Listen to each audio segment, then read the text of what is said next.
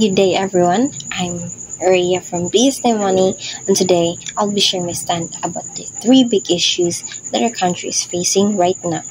So, number one is the ghost flood control projects. Second is the substandard infrastructures, and lastly, the higher taxes among Filipino workers and consumers. So, these problems are not new, pero hangtod karon, they continue to hold us back. If we really want to change or a change, we have to understand unsa dalang epekto sa itong ginabuhi. How does it affects to our life? So first, let's talk about the ghost flood control projects. So, for me, this is one of the most frustrating issues. Imagine, projects nga only existing in papers, nara sa papel, pero wala gid sa tinuod, wala sa real life. Being funded, give budgetan, pero wala na human, or wala man gaya nasugdan.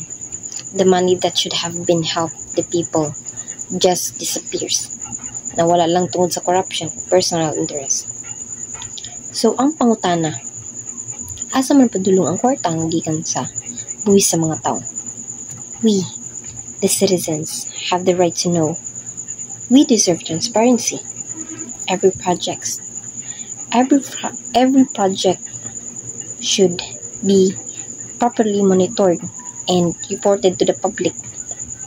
If our leaders are honest and transparent lang, maybe trust from the people will grow. Kung may trust, mas dili ang development, because I believe that true progress can only happen kung may tinuod nga honesty and accountability. So, second is the substandard infrastructures. So, when we say substandard, it means using cheap or low quality materials. Munang dali ra maguba ang mga projects like dalan, tulay, or mga building. So, nganong mogamit na substandard? Nganong substandard man? It's because of corruption. Number one, corruption yun. Second is lack of supervision o lack of self-discipline. And some contractors want to save money, kunya ang kwarta gamiton for personal interest. But doing that is not just wasting the budget, it's risking people's safety. Imagine, estudyante nagklase sa building nga dili ligon, drivers passing the bridges nga dali ra bungkag or maguba. It's not progress anymore. It's no longer a progress. Peligro na. And the worst part, kung mahitabo ang trahedya, murag walay gusto mo angkon sa responsibility. The blame goes on in circles. No justice at all. And then after a few weeks, mura na lang og wala. But for the people nga directly affected, it's not something they can just forget. Some families lose their loved ones, their homes, because of someone's greed. Infrastructures are supposed to be represented as progress, development, and hope, not just for them, but for the other people. Pero kung substandard, they represent failure, negligence, and corruption. We should stop being okay with that. Pwede na. Dapat maayo good. If we want a real progress, we must build with integrity and quality. Every road, every bridge, every building, dapat magpakita ng kwarta sa katawhan gigamit og sakto. Because infrastructures should stand for safety and services, not for greed and shortcuts. O kung atong leader o contractors magbuhat og proyekto nga ligon, honest and sustainable, then we won't just be building structures. We'll be building trust. And lastly, the higher taxes among Filipino workers and consumer. Kini nga issue kay daghan jud kay makarelate ani. daghan ta nga nagtrabaho ug ako puhon. Pero gamay ka mabilin sa ilang sweldo because of tax. Okay, of course, taxes are important. It's very important man, no? They help build our country. Pero ang problema lang, usahay, dili na to makita sa padulong.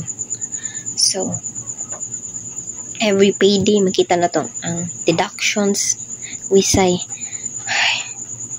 and we accept it na lang. Pero deep inside, we ask, kasi mo gini siya padulong? Nabay na balik sa to.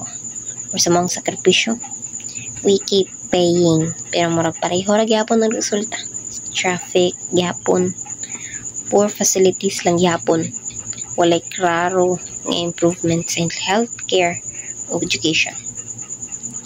People start to lose their trust because they feel like their hard work bitaw doesn't benefit them anymore.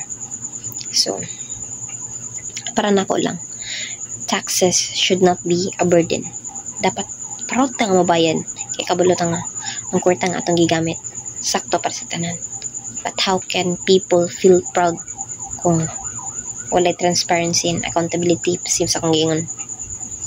Kung makita nato nga ang result sa atong gibayaran kanang better roads, schools, hospital, and other social programs, people will not complain, maya, diba? And in fact, they will feel happy and proud to contribute.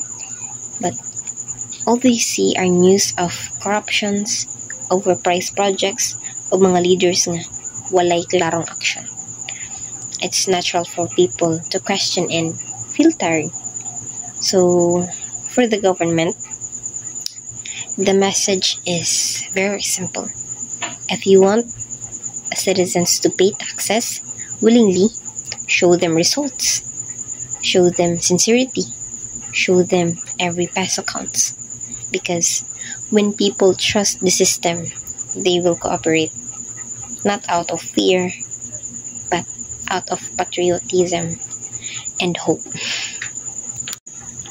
So, these three issues nga ang atong country was still facing bitaw, like ghost projects, substandard infrastructures, and higher taxes. They only share one root problem: lack of honesty and accountability. Okay, if we truly want change, it must start with honest leader and responsible citizens. Dili lang ta magreklamo, we should also be part of the solution. Magmata na ta, magbantay ta, and most of all, let's vote for leaders who truly care for the people. And as a student, a young Filipino, I still believe that there's hope for our country. The silver lining is us, the youth who are aware, vocal, and brave to stand for what's right. Let's be the generation that breaks the cycle of corruption and builds a new one, full of honesty, unity, and love for our country. Because I believe that real progress starts with truth and ends with trust. So that's all. Thank you.